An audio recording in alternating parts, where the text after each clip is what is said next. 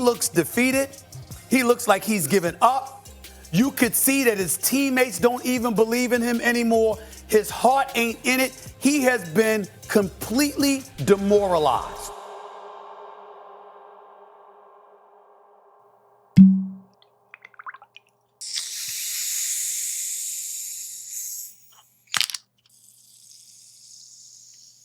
Cleveland fans, it's been a long couple of years. So sit back, grab a drink with me, and let's talk it out.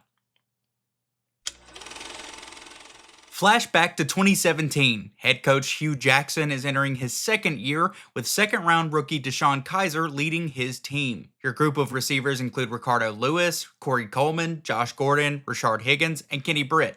And by the way, I forgot even half of those guys were in the league at one point. Isaiah Crowell and Duke Johnson round out the backfield, and your only star on offense is the Iron Man himself, Joe Thomas, at left tackle. Your defense isn't much better, but obviously you have the bright spot that is rookie Myles Garrett, the #1 overall pick who absolutely blew scouts away at the combine after an unbelievable career at Texas A&M. Unfortunately, nothing goes to plan. Players and fans alike begin to lose confidence as the team stacks loss on top of loss on top of loss, and it doesn't get any better. The team loses 16 straight games, capped off by a potentially game-losing drop from Corey Coleman. The fans celebrate their perfect record with a parade. They're only the second winless team in NFL history. Fast forward to April. The draft class has a historic crop of quarterbacks, including Lamar Jackson, Josh Allen, Sam Darnold, and the hot-headed Baker Mayfield. The Browns once again have the first overall pick and opt to take Mayfield ahead of everyone else. Baker goes on to break a bunch of rookie records and show he can potentially be a franchise quarterback and almost save Hugh Jackson's job. They fire Jackson after another lackluster season in 2018 and hire first-time head coach Freddie Kitchens. And once again, they prove to be just as dysfunctional as ever. Despite trading for star receiver Odell Beckham Jr., the Browns can't seem to sustain any success on offense. Even though the team has a promising young quarterback, it feels like the coaching situation can't possibly get any worse. Kitchens is fired after just a single year, and the team hires Kevin Stefanski, a young offensive guru with a track record of success. In Stefanski's first year in Cleveland, the team absolutely lights the league on fire. Nick Chubb and Kareem Hunt create one of the greatest running back tandems in the history of the NFL, with over 1,900 total rushing yards and 18 touchdowns combined.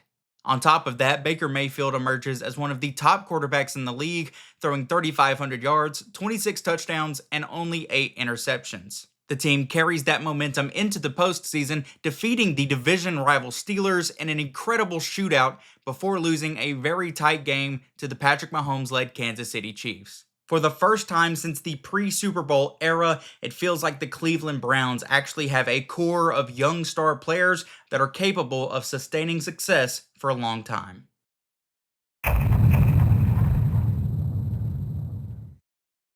Baker Mayfield had one bad year in which he was battling through injuries, including a torn labrum on his non-throwing shoulder. And in case you don't know, that's typically a season-ending injury at most positions with a 4 to 6 month recovery period. With that understanding and a looming contract extension, the Browns opt to go a different way. Instead of sticking with Baker after his single season of regression, Cleveland's owner and front office executives decide to trade not 1, not 2, but 3 first-round picks for Deshaun Watson and offer him a contract worth $230 million, completely guaranteed. The same Deshaun Watson that had not played football in over a year and was in the middle of settling more than 20 individual cases of sexual misconduct. What could possibly go wrong? In a turn of events that surprised literally nobody, Deshaun Watson is not the same quarterback he was when he last played at an MVP level with the Houston Texans. He's not as young as he once was, especially after having an ACL tear in 2017 and a serious back injury in 2019. His first year in Cleveland, he finishes with a 3-3 record after serving an 11-game suspension.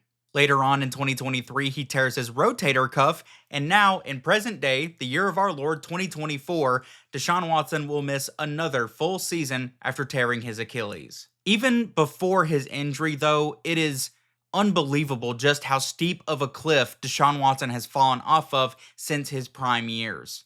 I've tried to watch the all 22 of the Browns, and it is legitimately really difficult to watch without getting frustrated. He's not as nimble as he used to be, he's not accurate, and he didn't have an elite offensive line to protect him like the Browns had counted on. He looks like a shell of the quarterback he was 5 years ago. He's not confident, and he panics as soon as he sees pressure. Despite that, head coach Kevin Stefanski repeatedly put him out there over and over and over and over again, unremorsefully watching as the prime years of superstars like Myles, Garrett, and Amari Cooper are completely wasted. And let me make this as clear as I possibly can.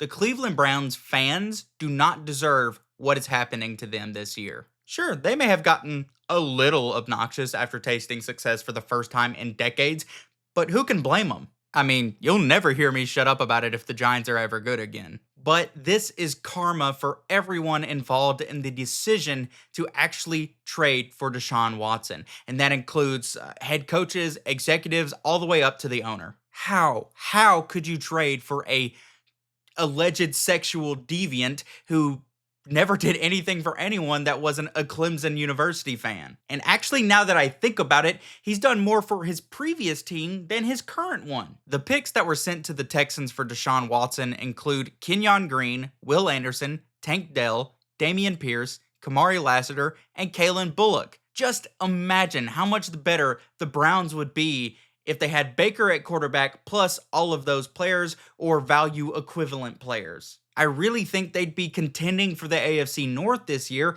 instead of trading away the best player on their offense, Amari Cooper. And I'd love to say that there's some semblance of hope, and I actually think there is to an extent, but this team will have to strip it down, embrace the tank this year and next year, and assuming the owner doesn't continuously get in their own way, maybe, just maybe, they can become relevant enough again in a couple of years.